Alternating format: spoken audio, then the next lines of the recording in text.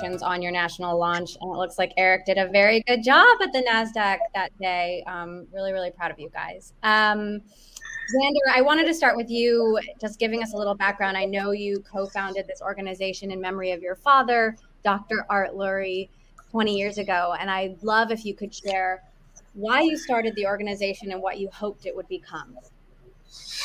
Yeah, Emily, thanks for doing this today. And as Greg said, we're touched that you spend the time with our team, highlighting something that's in the nonprofit world that means a lot to me. Yeah, it's 20 years. It's crazy how many times we've gone around the sun since we started Coach Art. My dad's name was Arthur. He went by Art, and he was a coach to many people. He was a surgeon. He played a huge role in people's lives. And he passed away very early after two bone marrow transplants. He had multiple myeloma. And so I spent a couple months in and out of the hospital with him, supporting him through these very difficult treatments. And I would see all these kids that had chronic illnesses. And I always remember my dad, while he died many years before he wanted to, feeling very blessed and lucky, especially in comparison to so many of these children who wouldn't live a full life. And so early in my career, I was an investment banker. I got an opportunity to work with eBay back in 1999, kind of one of the first marketplace concepts, matching buyers and sellers in a way that was never before possible.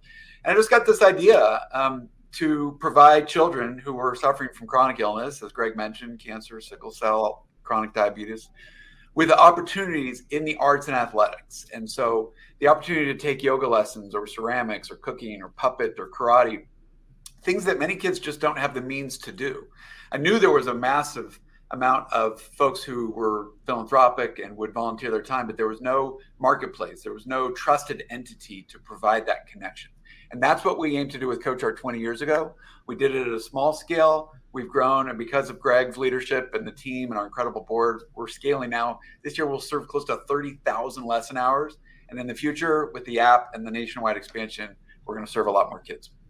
Now, your board is pretty incredible. It's kind of always been a who's who of tech executives, media executives. These are people with successful careers and a lot of demands on their time. How have you convinced so many people over time to contribute, and what has been the value of that?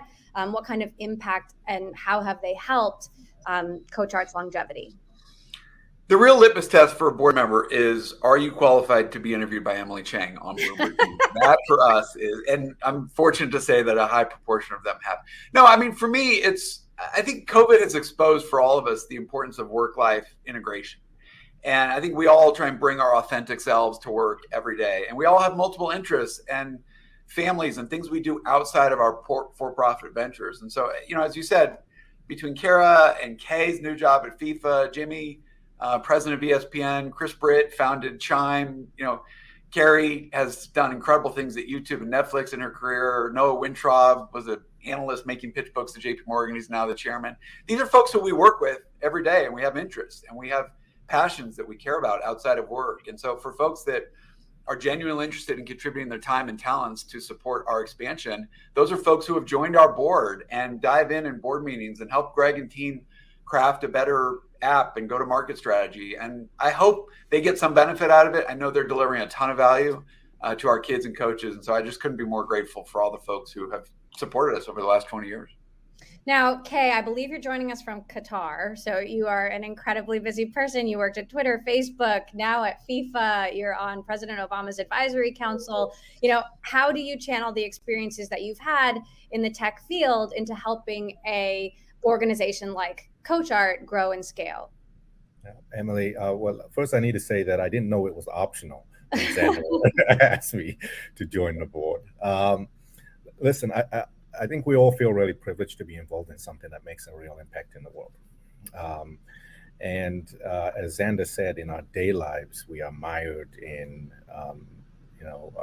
the work in my career, mostly digital and content and media and so on and so forth. So the ability to actually leverage some of that learning and apply it to something that can make a difference in the lives of kids, it was something that intersected with my core passions. And if I go further back, my own upbringing, which came from a less privileged life than I'm privileged to live now. So I feel honored to be here.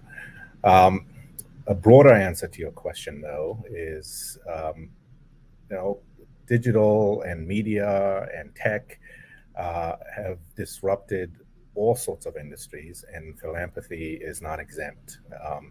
When I look at how much change has happened, even in the various roles I've had at different companies, the core of my job has been to actually try and take a look at all of the evolution and change and figure out what those strategies are moving forward.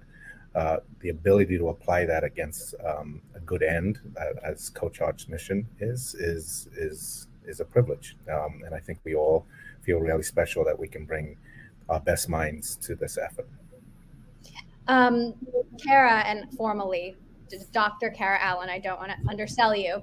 You are the former executive director of CoachArt and now the first chief impact officer for the San Antonio Spurs. Super cool. And you've spent much of your career trying to foster social change by getting businesses to partner up with organizations like CoachArt. And I've heard you don't like the term nonprofit. You prefer for impact, which I love. That makes a lot of sense.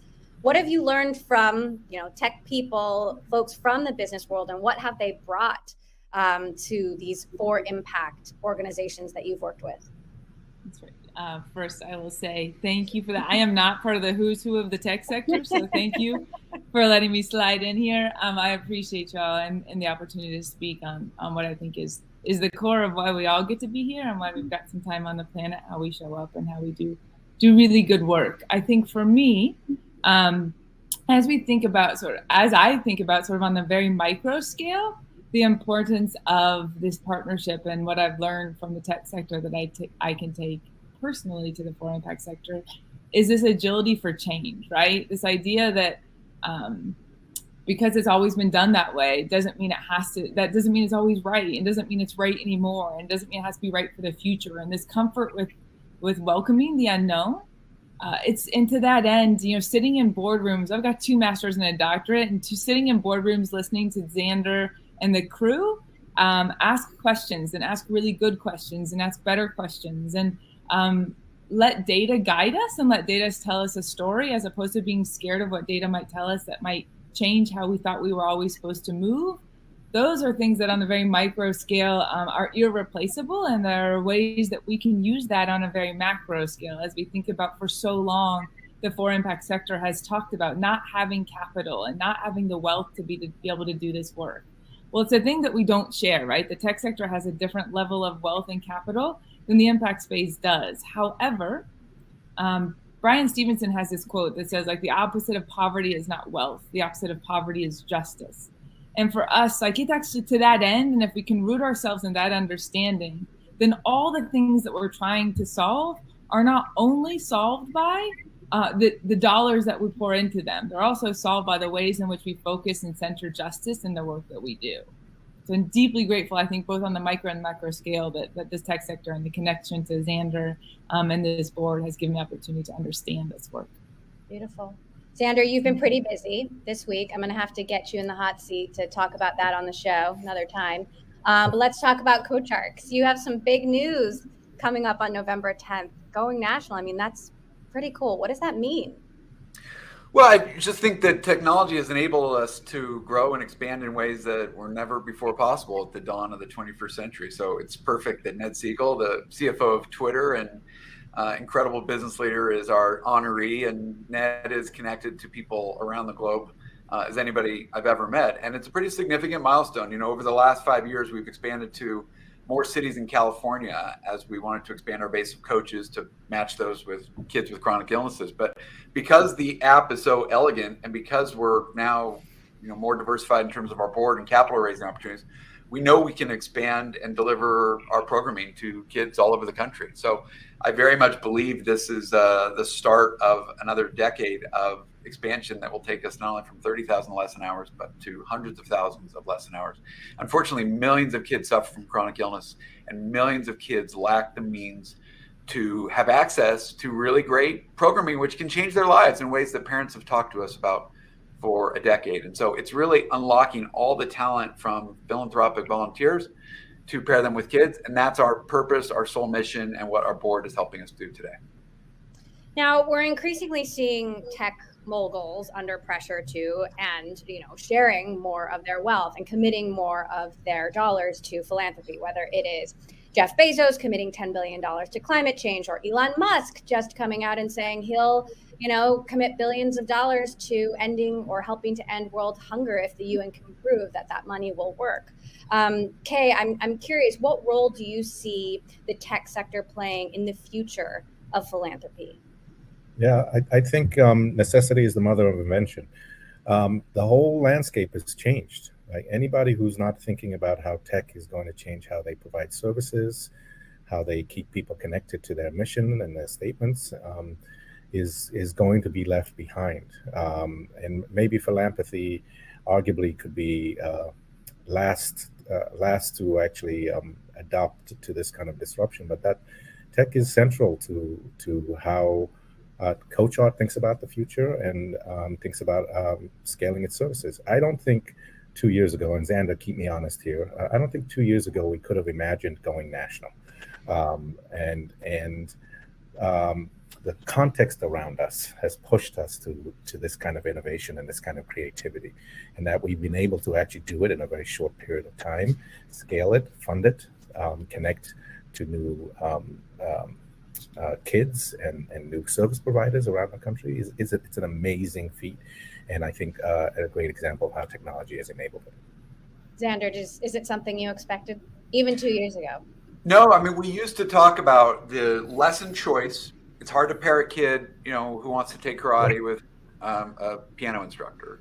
We used to talk about day of week availability being critical. And then it was just proximity, how far. We were paying actually for kids to get taxis, across town. But now with COVID and remote learning and Zoom, you see these incredible connections that can happen. And we've all seen this in our work, in our personal lives, kids tutoring. There's just incredible opportunities for learning and growth and connection.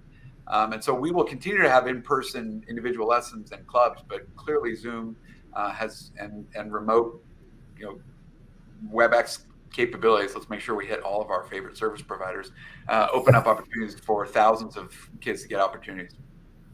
Tara, I'm curious what you see as the future between some partnerships between organizations, businesses, and the for impact sector. I mean, there's obviously so much opportunity. There is a lot of wealth, and there's people who want to genuinely help. There is the giving of money. There's also the giving of time and the giving of resources. How do you see that evolving? Yeah. So by the way, I was that person having those conversations about how do you match that volunteer? So I guess in the world of hiring people smarter than you, I succeeded in hiring Greg. And he and this brilliant team has figured it out. But I think as we think about kind of what that partnership looks like, I think we have to start at how do you demystify impact? For so many folks, we can make this work really complex, and then we get shut down to the possibility and opportunity for the future. So my championing is going to be we got to get communities what they need. It's quite simple. What does the community need? And then how do we find the right partnerships to get them those things, those tools, those resources? It means what does it mean for folks to be whole? What does it mean for folks to be healthy? And what does it mean for folks to be connected? And as you think about those three words, CoachArt's doing all of those, right? However we define them, CoachArt has checked those boxes. But I think really starting with let's demystify, then let's talk about collective action. What does collective action look like? Sometimes that collective action is investment, but it is not only that piece. Here in San Antonio, I'll say really quickly, the Spurs have done a remarkable job of uniting 10 other execs, convening them, learning, taking 18 months to listen and learn around racial equity and the gaps that exist in this community, and then collectively committing to an investment on behalf of what the community said they needed to do. The nerd in me says targeted centrism, right? Which is to say that if we center folks most in need and we solve from there, then everybody gets better. So that's what we can do as partners. All right. Well, on that note, I want to bring in our honoree this year, CoachArt's Heart and Humanity Champion, Ned Siegel.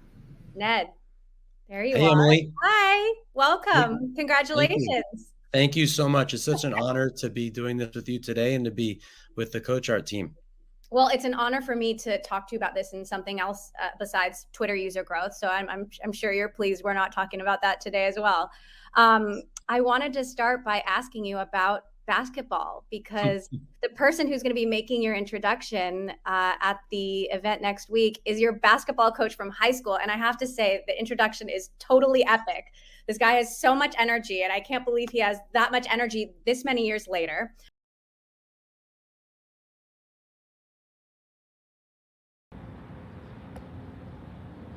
Hey, time out, time out, time out. Come on, guys, gather in, gather in. Look, man, we only got 5 seconds left. We're down by 1.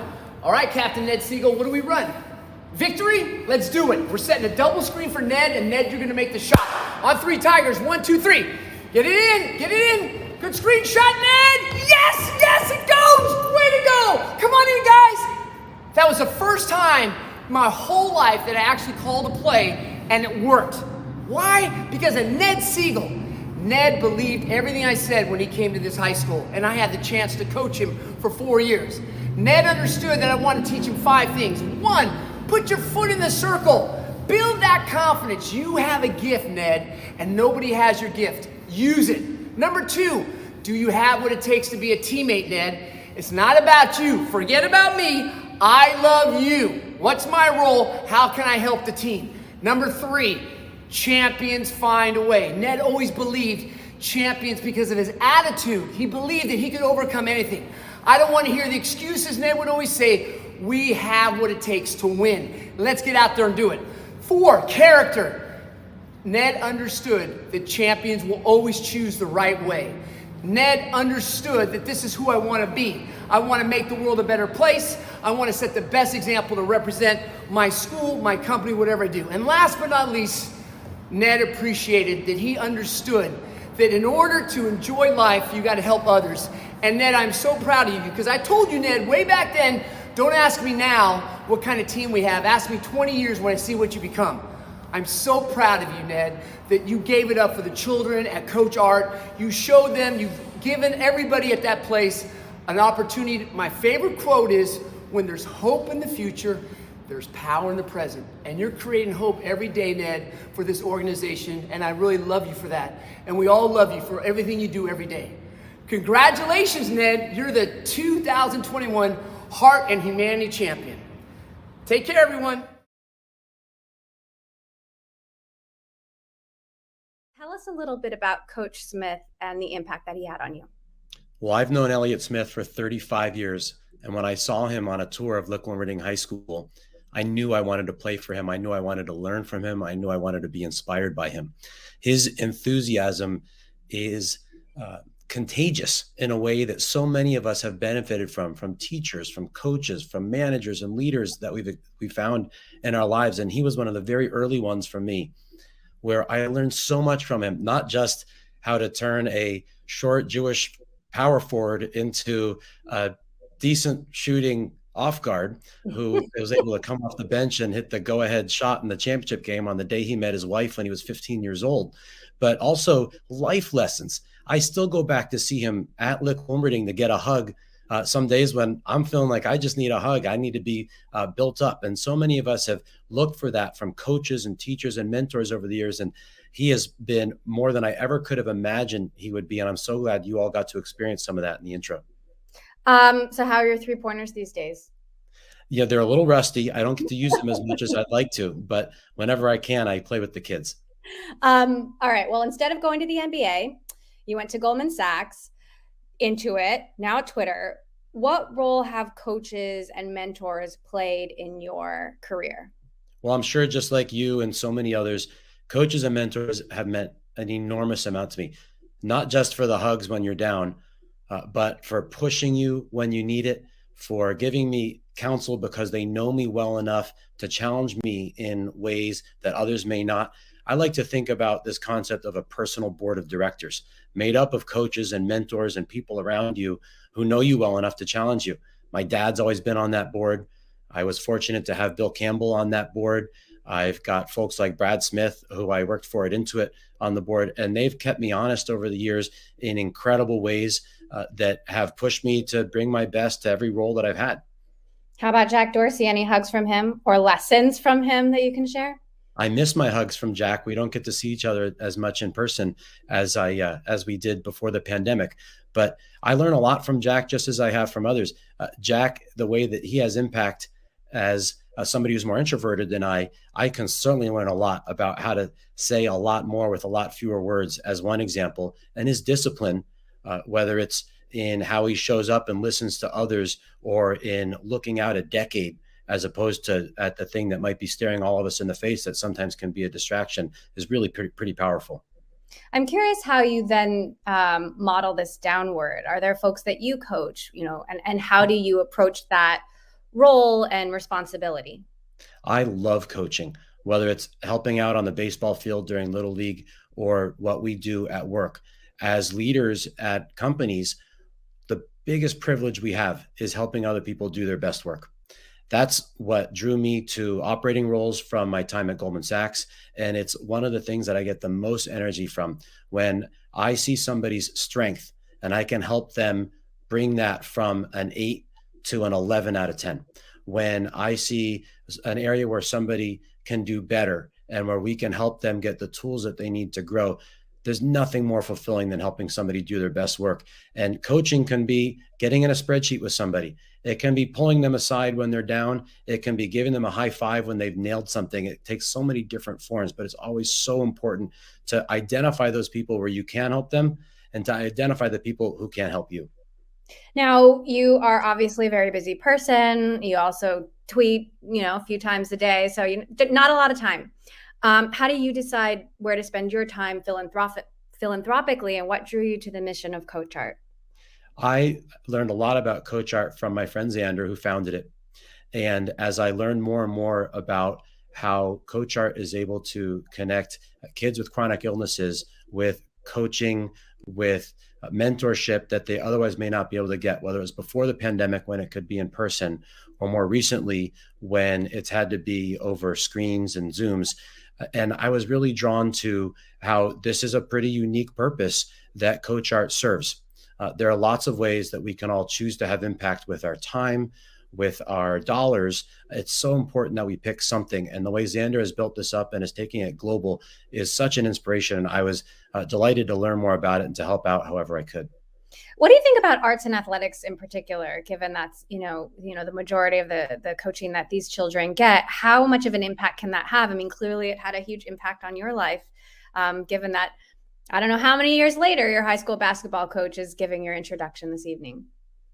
Well, whether it's sports, arts, or other activities that people do outside of the daily grind of their job or their schoolwork, it's really important that we stretch our minds in different ways. It's important that we give back in different ways, that we use our bodies in different ways. I'm a big believer that those things help us bring our best selves to all of the other activities that we do, that they help us build confidence, that they help us exercise different parts of our brain, that they help ground us and help us slow down a little bit, so that when we are doing other activities, that we can bring that mindfulness that you may get from shooting a 3 or drawing a painting, or one of the classes that I sat in on for CoachArt, where the kids were learning to code and design T-shirts and brands, their own brand that they could then go sell.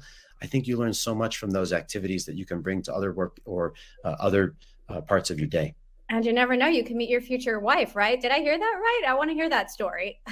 Well, it was February 10th of 1990, and Lick Lumberding was playing against one of our rivals in the basketball game, the championship game.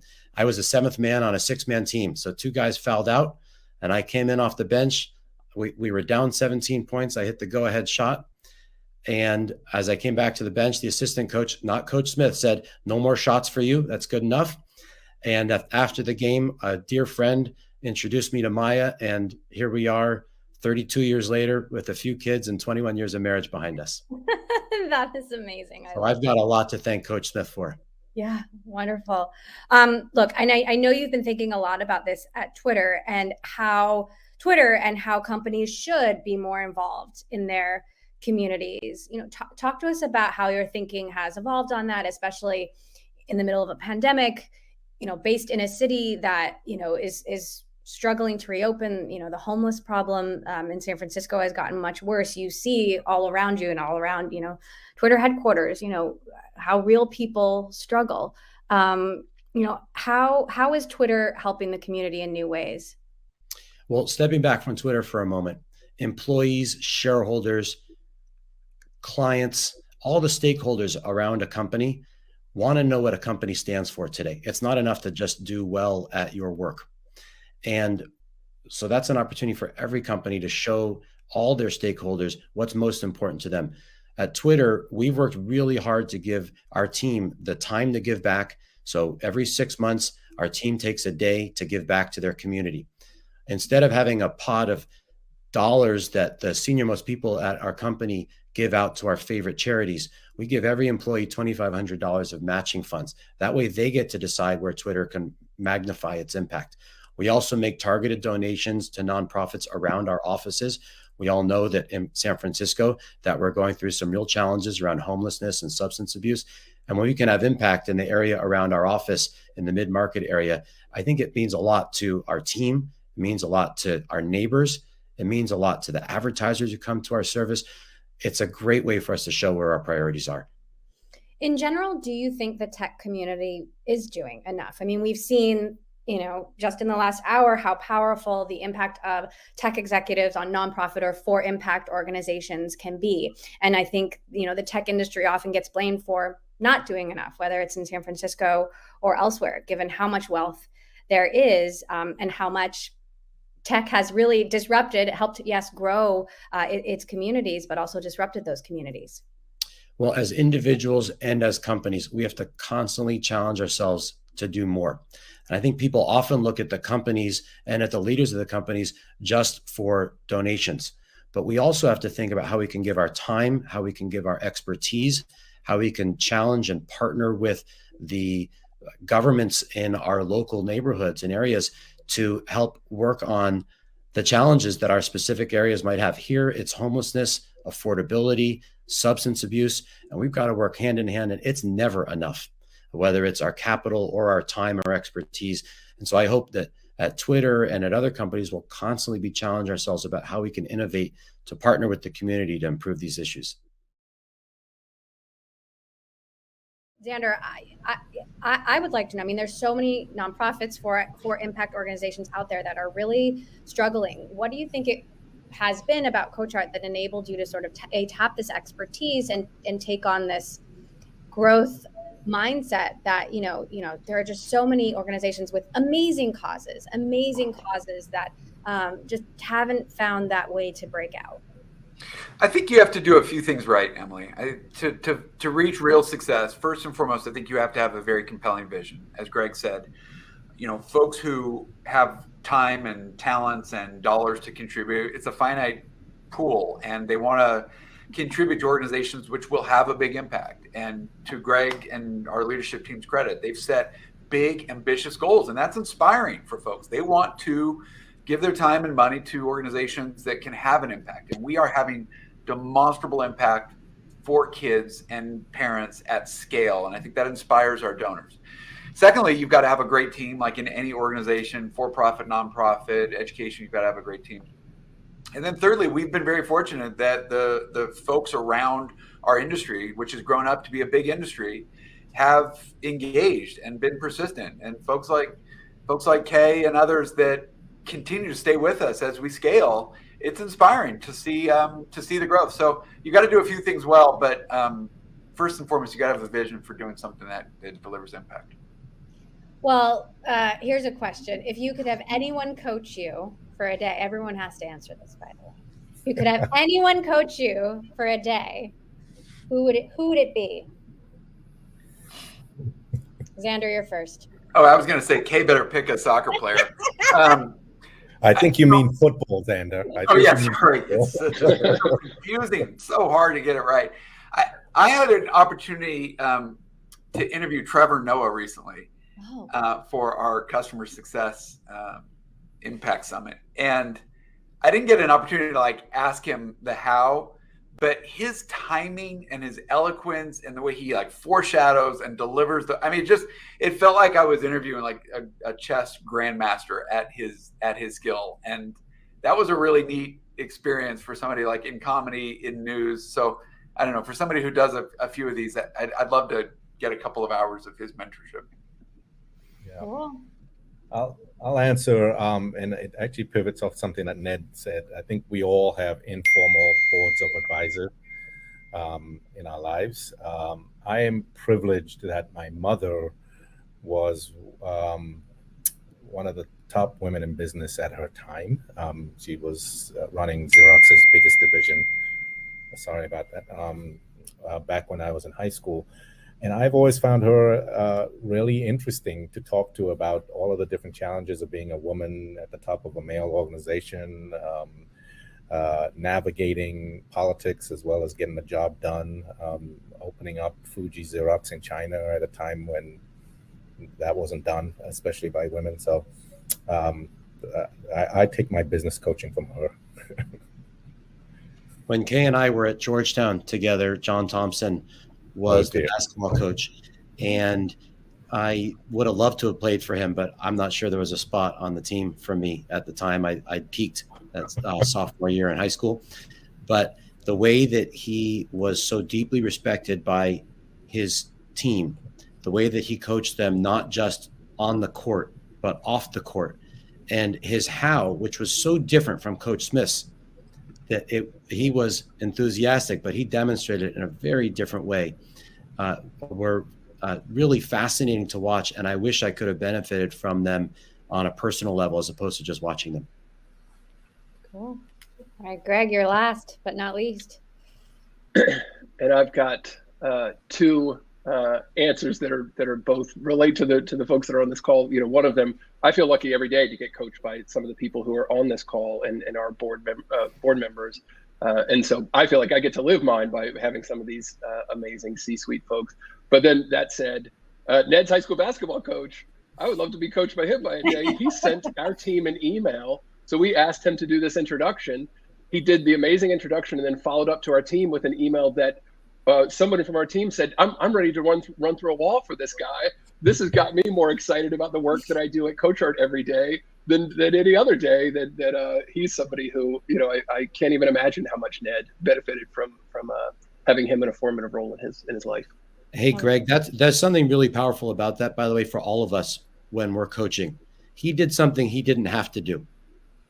He went the extra mile, and he had impact on people who didn't expect it, who didn't know they needed it, but who were better as a result. And if you bring it back to CoachArt's purpose, and these kids with chronic illness who they're not sitting around thinking, I'd really like somebody to help me kick a soccer ball or learn how to paint. But when they have the opportunity to do that or something else, they're so much better for it. And the person who provided that experience to them, they've also enriched their lives tremendously too.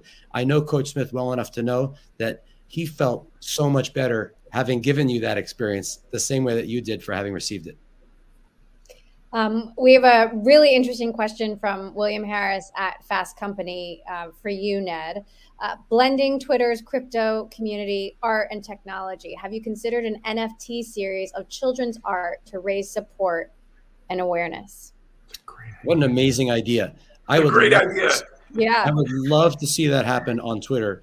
And it brings you back to the way Twitter is designed. We want to create the tools to allow people to do awesome things like this, whether it's create the hashtag or create a community around crypto or find a way to transact for the benefit of nonprofits with NFTs. I want to think more about that one, but I'd love to see something like that happen on Twitter.